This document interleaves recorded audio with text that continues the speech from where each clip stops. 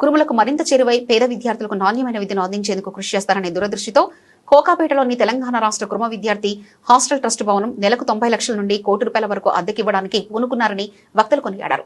కొంతమంది మూర్ఖులు పనిగట్టుకుని ఈ విషయంలో రాద్ధాంతం చేసి రచ్చ చేస్తున్నారని క్యామ్య మల్లేశం కుర్మ తీవ్రస్థాయిలో విరుచుకుపడ్డారు.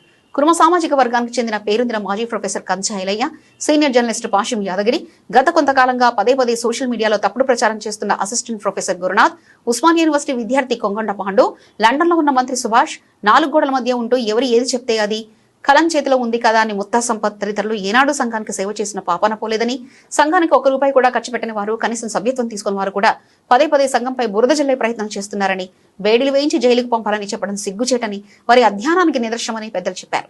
ఏది ఏమైనా తెలంగాణ రాష్ట్ర కుర్మ సంఘం మరింత బలోపేతం చేయడానికి ప్రస్తుతం 30 లక్షల వరకు అద్దెలు వసూలవుతున్నాయని, మరో కోటి రూపాయల వరకు అద్దెలు వస్తే దేశంలోనే నెంబర్ 1 కుర్మ కుల సంఘం నిలుస్తుందని కూడా అన్నారు. మనం నెలకు 50,000 ఇచ్చి వాచ్మెన్లను వేయించాం. ఇక ఏమవుతుంది, ఏం పోతుంది, మరి మీరే మాట్లాడేటోళ్లకు ఏమైనా సమాధానం చెప్తారా? మీ ఉద్దేశం ఏంటి? అన్నిటికంటే అత్యుత్తమమైనది ఈ జనరల్ బాడీ మీటింగ్, కార్యవర్గ సమావేశం. దీని మించింది ఇంకా వేరేది ఏం లేదు. మీరు ముందుకు పోదామంటే మంచిది, లేదు అంటే మేము కూడా హాయిగా మా కుటుంబం